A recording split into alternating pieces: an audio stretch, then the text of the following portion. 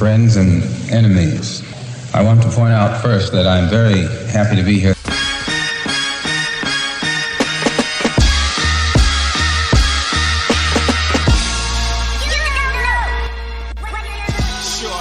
You don't have to answer that question. I'll answer the question. You want answers? I think I'm entitled. You want answers? I want the truth. You can't handle the truth. And that's the bottom line, because when J. Boney speaks, he speaks. What do you have to say about it? And how long has this been under the radar? Too long, if you ask me. Real Talk Junkies with Jeffrey L. Boney. Look, I'm not afraid to tackle the tough issues. Other people are scared to talk about this. Really? I mean, really? You had to take it there? And now, here's the host of Real Talk Junkies.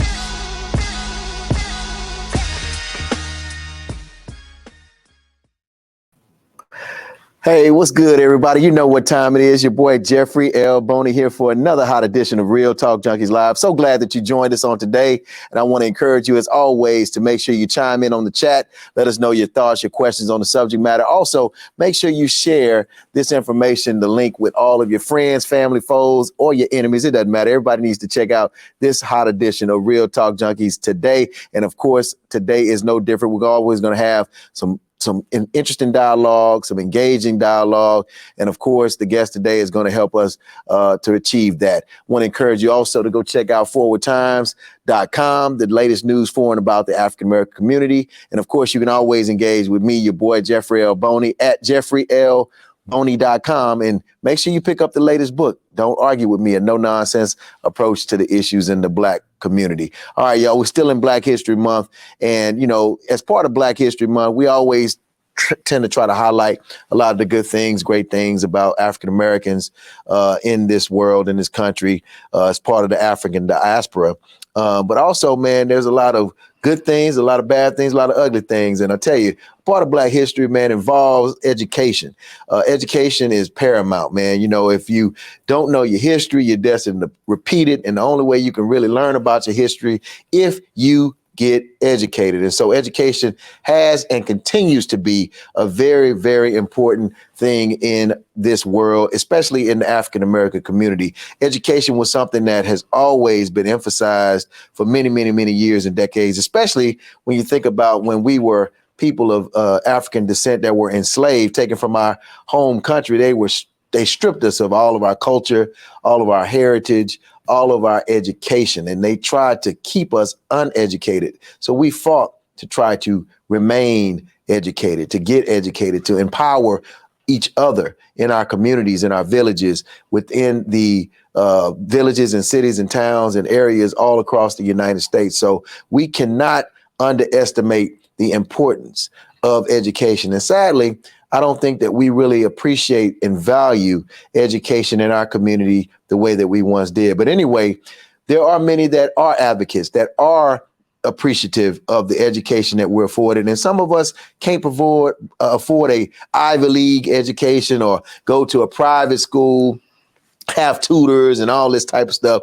They rely on public education. And so Houston Independent School District is the largest independent school district in the state of Texas, and it's the 8th largest in the entire United States. It's massive, it's humongous. And I'm telling you, I'm a product of the Houston Independent School District, having come through Dotson Montessori School, Ryan Middle School, and the Jack Yates High School. Joining me today to talk about this current conversation that's been lingering for many, many, many years now, surrounding Houston Independent School District and the potential takeover of HISD by the Texas Education Agency is none other than my friend, colleague, who serves with me on the Jack Yates National Alumni Association as one of our executive committee members. She's also on the board of the National Association of Advancement of Colored People, NAACP Houston branch, and she is a lifelong educator who's currently a professor over at the University of Houston downtown. I'm talking about none other than Dr. Pam Bovelin. Come on up. Give it up for y'all.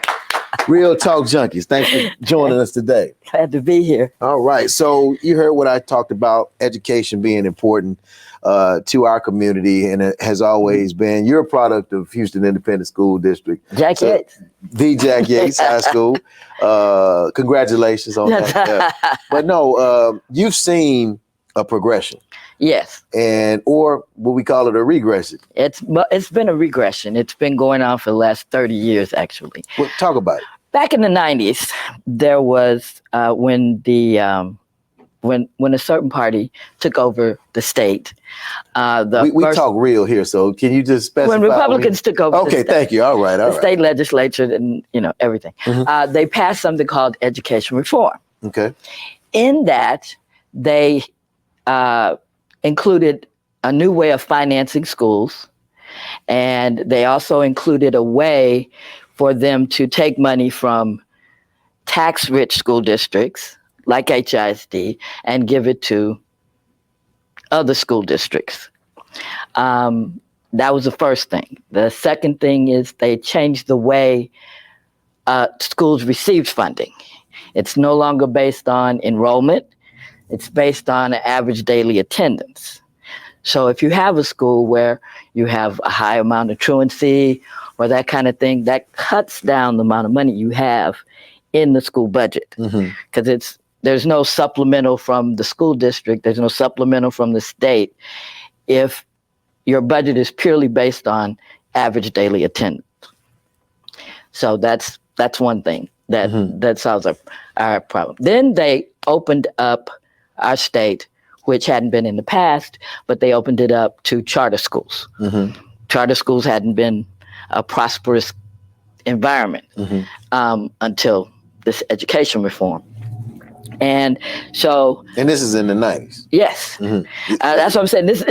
This whole journey has been in progression and planned. It's a very planned thing. Replacing public education where it is diverse, it is fluid, it is current, to try and control that.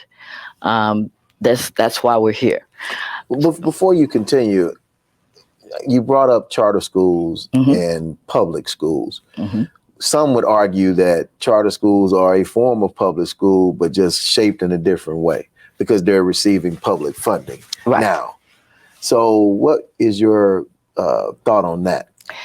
What's the difference between charter schools and public schools? The difference between charter schools and public schools is that, one, they receive more funding per child than public schools, right? They are managed by, now, we're down to probably 3 corporations that are running most of the charter schools in the state. And they don't promote special needs kids. So special needs kids can't get in. They're very low percentage of special needs. And so anything that costs extra, because it's for profit, it isn't a nonprofit entity. It is a for-profit. So they do everything they can to make a profit. And does that include picking and choosing who you allow in your? Certainly, for sure. So is it safe to say that with public schools, you got to take everybody? Right. Whereas in charter schools, you're selective in who you take, or Correct. do they have to take everybody? No, they don't have to take anybody. How do they select their students? They take the best and the brightest. So they kind of pilfer and Yes. go and snatch. And now, because they've been entrenched for such a long time, what they do is start at kindergarten, right? And create an atmosphere that you don't want to go to public school. You want to stay here because they're K through 12. You don't want to go to public school. They keep their population going.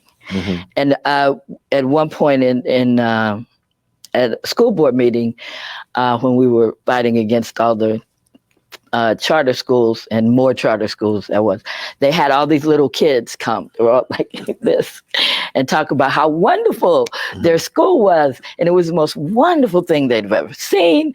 And the reality was they had never been to a public school. They had parents stand up and talk about how wonderful the school was and how, their child did so well. But not one person came up and said, the reason I'm at a charter school is because the public schools are so bad. Gotcha. Everybody there, none of them had ever been to a public school. And so all they've heard are rumors, innuendos, crazy rating systems that, public schools are bad and where I am is beautiful. So I want to get to this takeover conversation because it's steaming and picking up more steam, especially since last month, the Texas Supreme Court practically gave TEA the green light to take over or move forward with their proposed plan, Mike Morath, the commissioner, TEA commissioner, to take over HISD, which many people believe, including myself, would be tragic and a horrible mistake.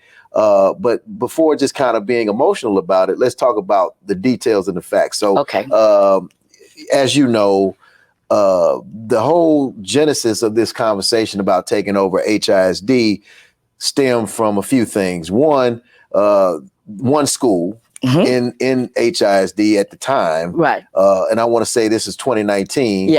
Wheatley High School had a D. They had a D rating. They changed the rules so that it was an F. Oh, okay. So they originally had a D, but then TEA changed the rules and they ended up with an F rating. And so it it had shown that for 5 consecutive years at minimum, they had this rating of low performing school. Yes. So that was one of the alleged triggers. Per state law, that because there's a state law in place that said that if you are 5 years consecutive, then this triggers this takeover conversation or potential takeover conversation. So that came to fruition. Mike Morath, the TEA commissioner, moved forward with his thought plan to take over HISD because of that being one reason. The others included the dysfunction of the school board members at that time. There was a lot of public dysfunction. Yeah, well, I guess the problem I had with dysfunction, there were personality clashes. Dysfunction. Okay. It was dysfunction, and it was publicly shown and displayed on constant occasions. And that was the problem. It became a public display. Whereas dysfunction in the past had not been public. Exactly. So don't you wonder why suddenly the dysfunction is public? Because there had been dysfunction before. And then one of the other things was the alleged, misappropriation of funds, or what they say were major conflict of interest, where it was some nefarious activity going on, contracts and various other stuff that was probably kind of true. But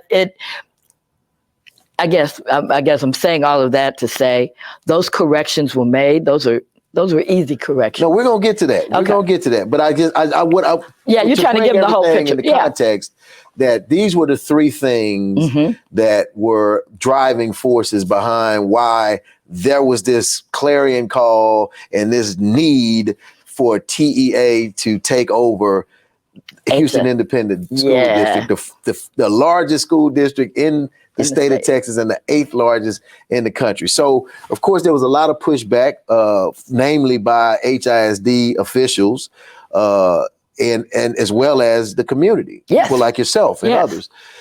So, fast forward, a lawsuit was filed in the courts.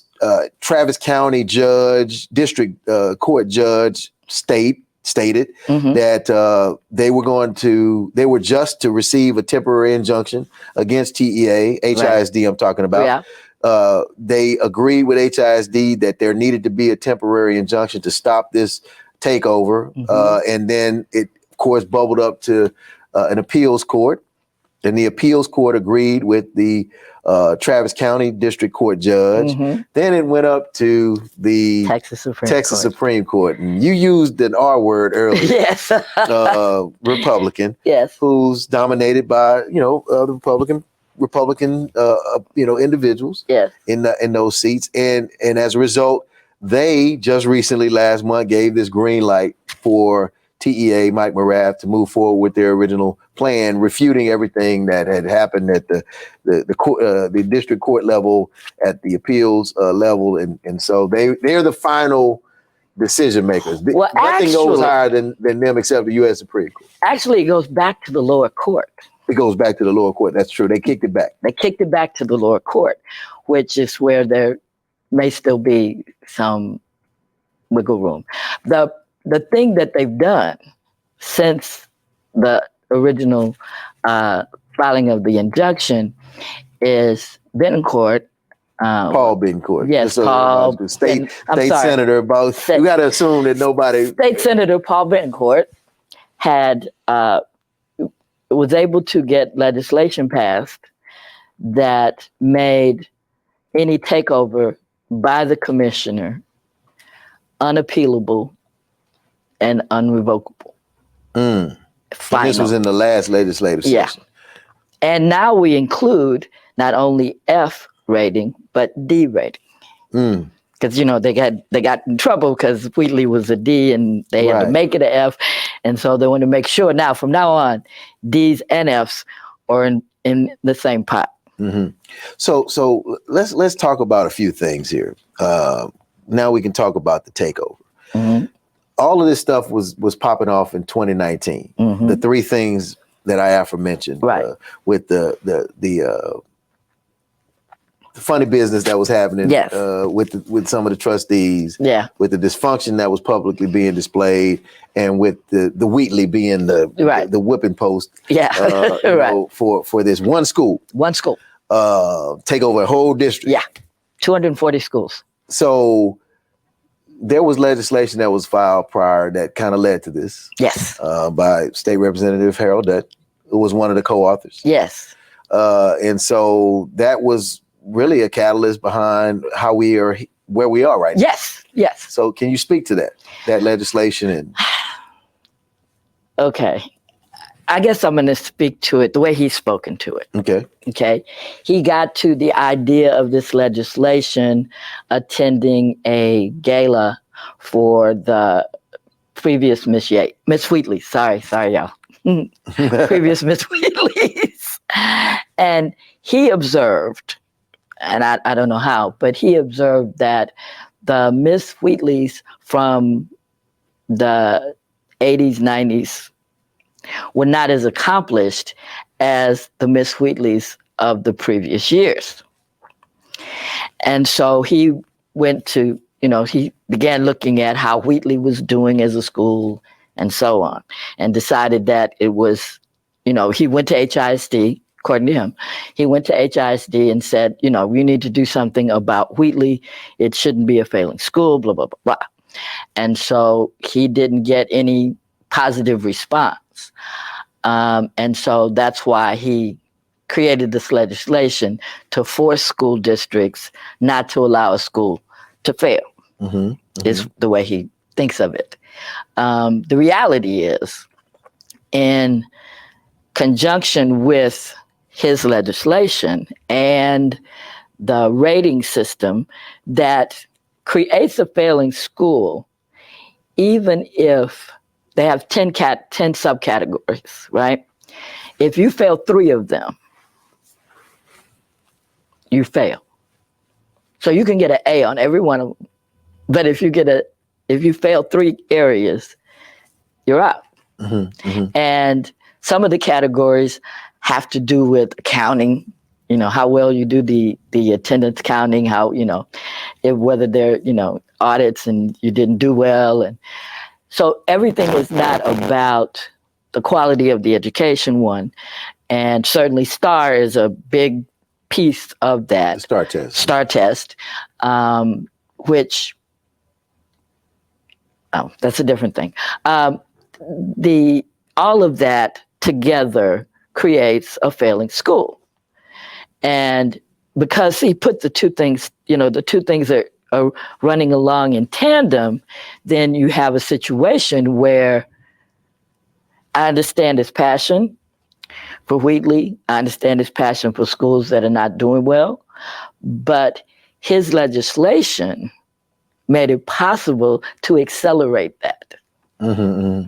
Because a school district only has a few choices. If they have a school that is failing, that has a failing score for 5 years, the district can either close the school, charter the school, or they can take over the district. Right. So let me ask you this, though, playing devil's advocate for a second. Please. So because of this legislation and because of this talk of a potential takeover, we had Wheatley in the position that it was in. Right. And many other schools were right. having some challenges as well, not at that level where Wheatley was at that time in 2019, but there were some that were underperforming. Right. And many of those schools were located in Black and brown communities. Of course they are. And and we're going to get into the lack of resources and what leads to those things as well. But I guess what I'm saying is, in a devil advocate position, because now let's talk about fast forward 2023, where Wheatley is and where many of these other schools are, they are in a better position from a rating standpoint than they were in 2019. So is it safe to say that maybe this legislation and the potential talk of the takeover of HISD forced HISD to do a better job of putting these schools in the position that they now, see themselves? Let me say this. Okay. We had a superintendent, Greer, who made it his business to dismantle schools in Black and brown communities. Yeah, the worst superintendent in HISD's history. Ever. And he put policies in place, all of those things, including that education reform that I talked about earlier, that changes funding, changes, all of the resources that a school has. As a district manager, he took programs out of our schools and put them in other parts of the city, including Yates, which was the first school to have School of Communication, which kept the population up because it's attracting people from all over the district and outside of the district, right? So we didn't take the School of Communication from Yates. We gave Lamar School of Communication with all of the state-of-the-art stuff. So all of the communication teachers at Yates went to Lamar. Right? They have a media bus. I mean, what high school has a media bus? CNN has a media bus, but they have a media bus. Their whole program is state-of-the-art. And until we fought to make sure that, if we're going to tear down Yates, let's at least make sure we have state-of-the-art media program at Yates, which we did, and we got. What we didn't get was a media program that can broadcast within its own environment. Cannot broadcast in Yates. I mean, we get something, but we get half of the something. We get a school, quote unquote, a brand new school that was supposed to be great, 1,500 students, half of what Yates used to occupy, but that's a different story. But in reality, they're at capacity with 970 students. Yeah. So you have a situation where, and then you have HISD blaming the contractor, and the contractor blaming HISD, and nobody's taking ownership of the fact that what was promised to the community wasn't delivered. And that was a whole different board, a totally different school. But we've had 2 rotations of school boards since that group. I will say that group, they were complicit in what happened at Yates.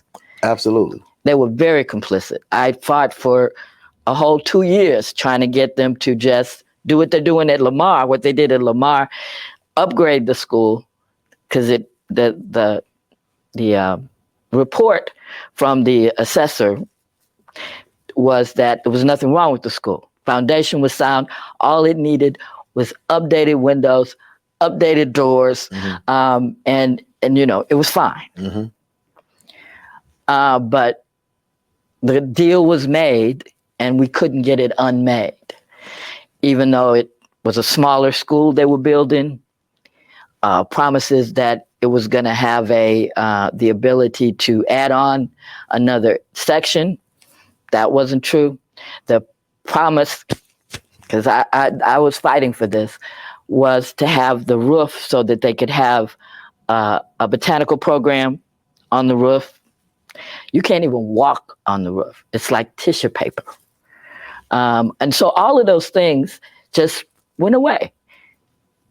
And there was nothing, everything we did to fight it, they just moved forward. They did not care what the community had to say. We had meetings, we had everything. So here we are, on a broader scale, talking about HISD as a whole, being potentially taken over. Right. And, interestingly, and I talked to State Representative Jolanda Jones about this, and she brought forth a point of remembrance to me that, they took over North Forest ISD. Exactly. TA. Yes. Took over North Forest ISD. Exactly. And what they said was North Forest. Now, let's be clear. North Forest ISD had some issues. Yes. And a lot of it was self-inflicted. It was. And the sad reality about it is, I have to be clear and be honest and transparent. The individuals who ran North Forest ISD all look like you and me. And they did. And the board members, the staff members. And they ran it in the ground. All black. You had all kind of shenanigans going on over there. Contracts and it was a mess. And nepotism and all kind of stuff that was going on. And I know it happens that, it's not mutually exclusive to black people. No, it's not. But you can't do what they do. No. and come on now, we got to be clear. You can't get away with what, And that is the reality. And unfortunately, with us having the power, having the control over those schools, over those budgets, over those contracts, benefiting people, having control over your community, education, to be put in a position where you gave TEA the ability to take you over. Right. So we have some part to play in it as well. You used the word complicit earlier. Complicit, yes. We contributed to our own demise, North Forest ISD, to a large degree, but that's neither here nor there. I still don't believe North Forest ISD should have been taken over. Correct. Yet they were. Right. By TEA, and they gave their justifiable reasons. Then they said that they're going to morph them into HISD. Exactly. But they promised an appropriation to HISD. Which they never received. So now you have more students. Yes. More buildings, more assets, more debt. Yes. That you have had to incur with no money. Exactly. And so now we want to do that again? Yeah. Sure. There are not many ways to punish an area, right? You can do what they're going to do to Austin and dissolve it as a city, or you can try and continue to disenfranchise the voters in an area. Yes. The reality is, to my surprise, Harris County is turned blue, and it's turned solidly blue. It's darn near navy blue. and it is a shining example of what could happen as other areas start turning bluish. And so you have to find some big, iconic thing, just like you might bus migrants to the vice president's house, right? That's to teach you a lesson, right? So taking over HISD is just a lesson. We are being punished for being blue. It isn't possible, and this is totally what I've said. Most laws in the state of Texas or sized. In other words, if they pass a law, generally it will be cities of a certain size, this works for, and cities of a smaller size, this is. That's how they do it. Mm-hmm. And so when they passed a law that said one school in a district, nobody really thought about it. Yeah. Right? Because you thought, well, that's impossible. Which is sad because yes, we don't think about the fact that the boulder is being released until the boulder is about to run us over. No, until it's run us over, generally. And that goes back to our lack of engagement in the political process, public policy, going to school board meetings, going to paying attention to who you elect at the state level and county level and city level. But and anyway. that is. Mm-hmm. That's one of the problems that's occurred, right? The last 3 or 4 election cycles, people have begun to realize the importance of voting at every election, not just the presidential election. Right. My mother used to rave every year because people wouldn't come out to vote unless it was a presidential election. Mm-hmm. It used to drive her insane because she worked at the polls, so she could see who comes and who doesn't. Mm-hmm. So that is changed, or it's changing, and I hope it continues to change. It was surprising me. The younger generation that's behind us understands the numbers, and that they can't change the state because it's 253 counties, and most of them are red and small and rural. Yeah. But they make up the decision-making capacity across the state. Exactly. They figured out that they can do that. Yes. And so the best we can do is to control where we live. Yes.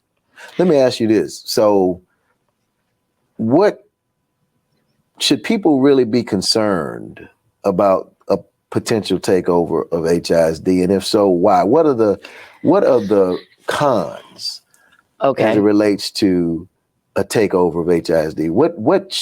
Why should they be worried if there should be something to worry about? Besides just the disenfranchising the voters who elected a non-paid board, right? Every community. Elaborate on that, though. Okay. The district is divided into 9 areas. Those areas are communities. They basically elect the person that represents their community. Gotcha. Okay. So a board of managers would not be even from these communities. They would have complete control over budget. Basically our non-paid board goes away, superintendent goes away, and they bring in a paid board of managers as well as a superintendent. They call him a conservator. Conservator. Yes. So what I'm hearing you say is this paid board of managers would come in and have complete control and authority and decision-making ability over what happens to our community schools. Yes. And we as taxpayers, as voters, have no say in what they do relative to the education or lack thereof of and the resources. Correct. So they could come in because they're paid to do a job, to carry out the job of the TEA, which is the governor. Right. They would be making decisions on whether to keep your school open. Correct. Wheatley, Yates, Booker T, Washington, Kashmir, et cetera, et cetera. So they would have that power. Correct. Unchecked power. Totally unchecked.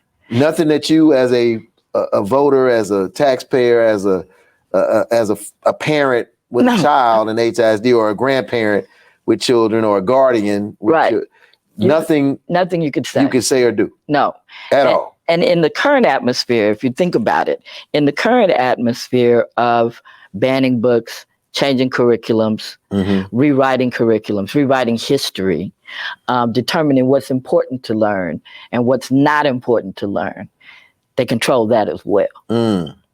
Because even though they passed the law that said, you can't disparage anybody, and they made it all very generic sounding, and, were up in arms when it was suggested that, we were going to leave out the Holocaust, right? But the reality is the law was intended to cover the places that don't teach history, the places that, so you can't force Tom Green County to have an African American studies course. You can't force them to offer it, even though they may have people that will go, right? They attend the class. But you can't force Tom Green County to take that class. You can't force real life curriculum in those areas. Vider. Yes, Vider. You cannot force them to teach slavery correctly. They can teach it however they want. Right. Or not teach it at all. Or not teach it at all. Not teach it at all. Yeah. And so that's the problem. That's the deal. That, you can't have. That's the kind of control they want to have. But that's very significant. And I don't think people really understand No, they don't. how significant that is. That, again, I want to reiterate, we're talking about the largest school district in Texas and the 8th largest in the United States. What, 200, how many thousand? 200 and some thousand students. We've lost about 13,000. So 200 some thousand plus students. Right. 200 plus schools, 230, what, 240. 240 schools that this board of managers would come in with a complete autonomy. Right. As paid, I want to reemphasize. Paid board of managers. Paid by who? At the state. Paid by the state. Which is our tax dollars. But paid to be who oversees them? The TEA? Yes, TEA. And who appoints Marath? Marath appoints them. No. Who appoints Marath? The governor. The governor of of the state of Texas. Yes, this is the same situation we have with Epcot. ERCOT. Yeah, that's Epcot. I'm sorry, that's Disney World. Disney World. ERCOT. Yeah. Right. Board of managers. Yes. High six-digit figure, six-digit salaries. And see how they screwed up. And did not have to pay for that. Right. In any way. Yeah. In any way. We paid for it. Loss of lives. 200. Yeah. All of that type. So I guess it frustrates me when things like this come about. And normally, Dr. Boveland, it's kind of a reactionary, last second, last minute. People like you, and I applaud you, and Sister Mama Sonia and many others Dolores Rogers, people that show up to the board meetings faithfully, practically every board meeting, HISD board meeting at minimum, to talk about these key issues, to stay abreast of what's going on, taking a look at what's on the agenda and speaking up and out against it, or for it if it's something, everything ain't just negative. No, it's issue. Not. Some things are things you want to support and get behind.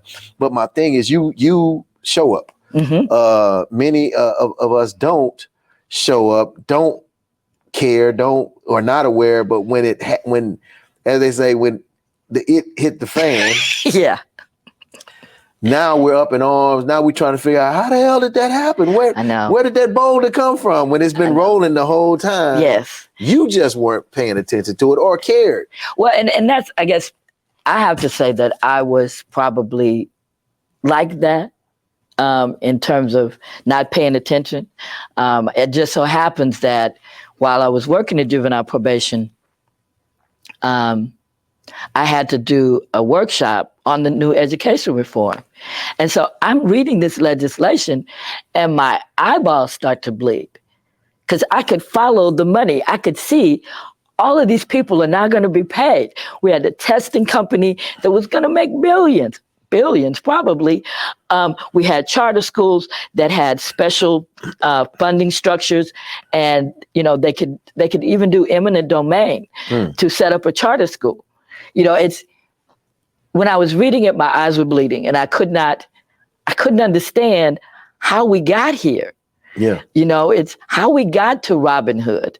It's the meeting before the meeting. Exactly, and the other meetings before the meeting. Exactly, and it was like, I've got to pay attention to this stuff because these people are about to, I could see it going, at the point that they let charter schools in, I could see that the whole, and vouchers, they've been fighting for vouchers. I didn't make it in the reform.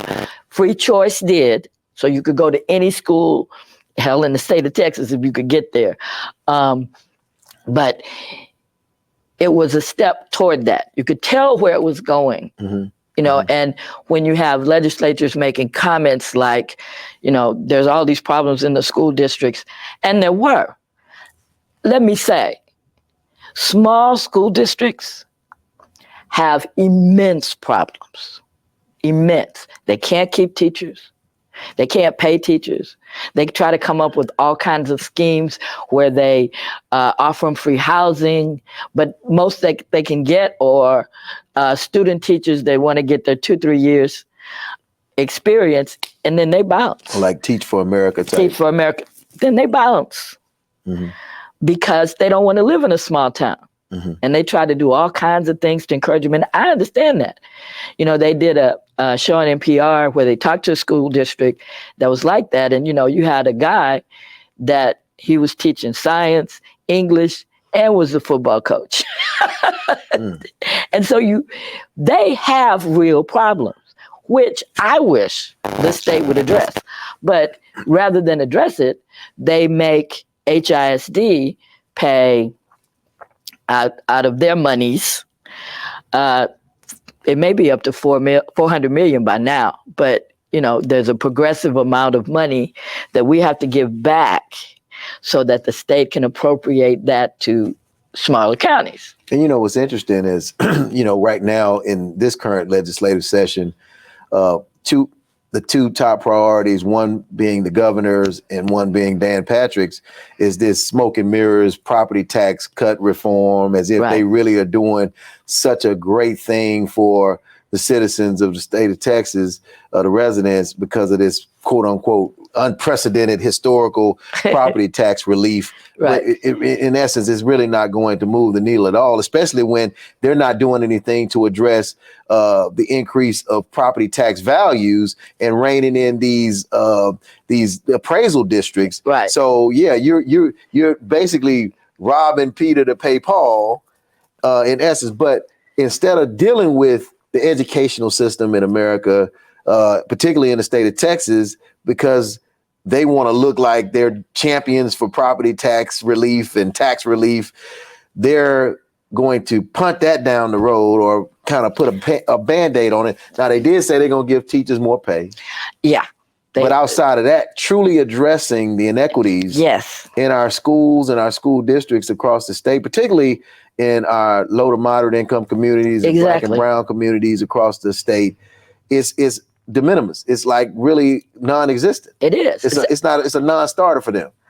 Per year, we spend 4 times as much on prisoners than we do children. Wow. Annual spend on children per year, $10,000 so dollars. Goes up and down. And which is makes us 49th in education in the country. Prisoners, $50,000 to $60,000 a year per prisoner. Yeah. And that's not even counting the increase based on private prisons. I don't think that we realize collectively, particularly as a community, just how powerful politics is. Just how powerful public policy and that's the real thing. Public policy. We are being, while we made great strides legislatively in terms of fair housing, discrimination, ADA, for the Act for Disabilities. We've done all this stuff. LGBTQ, right? We've done all this stuff in terms of laws. But what we haven't maintained is a handle on the policy. So like I said about Wheatley, they changed the policy to make Wheatley fail by 2 students. 2 students. And that's, they are killing us by policy. Yes. Sonia and I talk about this at the board meetings all the time. It's death by policy. And that was what Greer was famous for. And I will say this, the last three, including the current, right? The last three superintendents. So it was Greer, Carranza, and now House. And then House, right?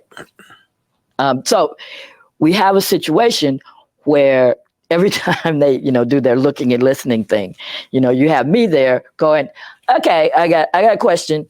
If we have suffered for 2 decades under policies that had crushed us, what are you going to do to reverse those policies? And I will say, each one of them has tried to change policies. That's why Cassandra's gone, right? Because he ran up against, because at that time there was a 5-4 vote on the board. And so he ran into a buzzsaw when he tried to make major policy changes that did not benefit the west side of town, that benefited the smaller schools, tried to correct the lack of resources, try to put in, he ran into a buzzsaw, and so he left. He said, I can make this money anywhere. I don't have to be in a buzzsaw, right? And it's the same thing that's going with House, that, there are little policies that you don't even know are out there. For example, magnet schools, right? There was a sibling legacy policy, which I didn't know existed until I went to a meeting. Basically, if you and I are siblings, you get into HSPVA. I got a spot. I don't go in the lottery. So you automatically? I automatically have a spot. That's kind of like the grandfather clause. If you voted in previous elections prior to slavery, right, then you automatically, registered to vote. Right, there you go. And that's exactly, and it's those kinds of policies that keep us uneven, right? When you have to, and it was funny, I went to a community meeting recently, and the first question out of the box was from a mother who was upset about this sibling rivalry, which is how I found out about it. The sibling rivalry policy being removed, because now she might have to go to 3 different schools for her children. Because she was counting on all of the children going to the same school. And she was upset. She was very upset. And I was like, of course, I have this tendency to replay things that are said that are really off the mark. And so I said, so you see, policies like sibling legacy, that makes it that there's not a spot there for my kid, because her kid got 3 spots. Automatically. That's not fair. That's not fair at all. And so, that kind of thing is the kinds of, things that House is doing that I agree with. Now, and while I know when he presented the budget last time, and certain members of the board kept everything he said in terms of increasing resources in other communities, putting a librarian in every school, putting a nurse in every school, a full-time nurse in every school. Who wouldn't have that? Right. But, we had roving nurses. Yeah. Creating feeder patterns, doing all these things, trying to, uplift the schools that had been deprived. Absolutely.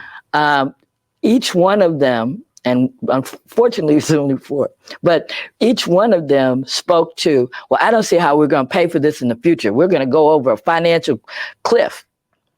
So when it comes to supporting our communities, we have a financial cliff involved. Yeah.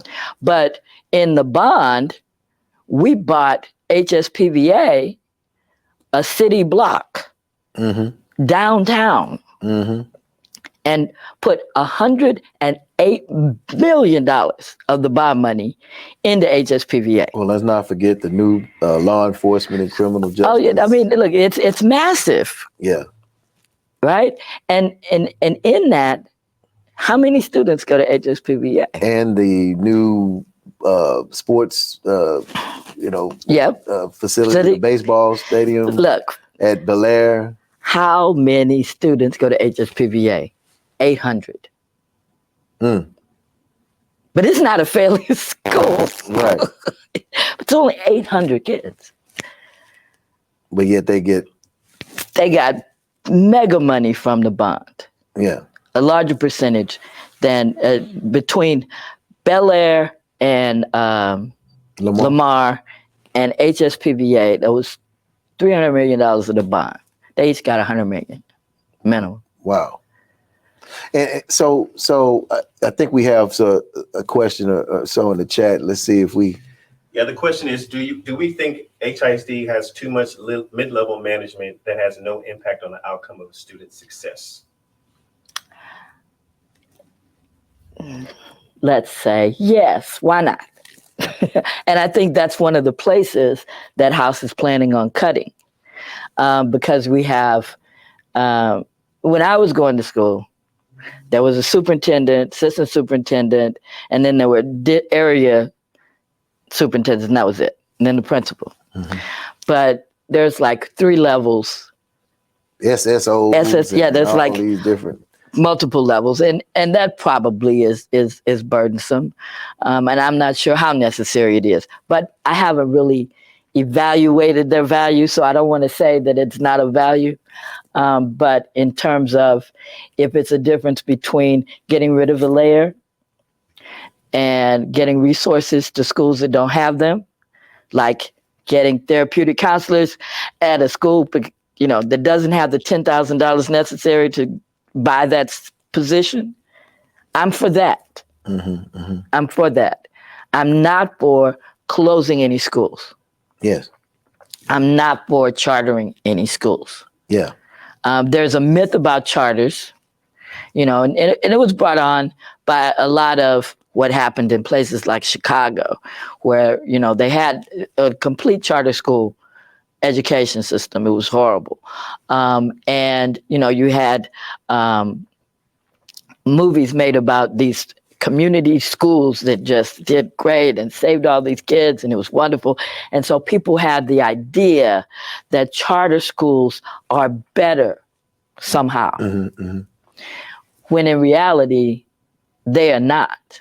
They're not any different. They're not any better. They don't have a better curriculum. They have smaller classes. They have smaller classrooms because they keep the class size down so they can keep their profits up.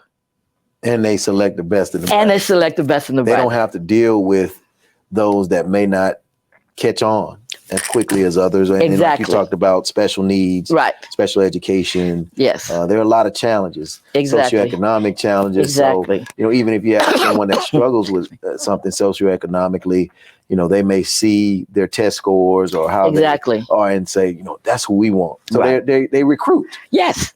They're basically recruiting. It's kind of like you kind of look at it like every year college football teams and college basketball teams, they recruit. Like when Deion left Jackson State, he went to Colorado early to recruit because it was the recruiting season. And then they recruit what are called blue chippers or top tier. So they 5-star, 4-star. Yeah, that's right.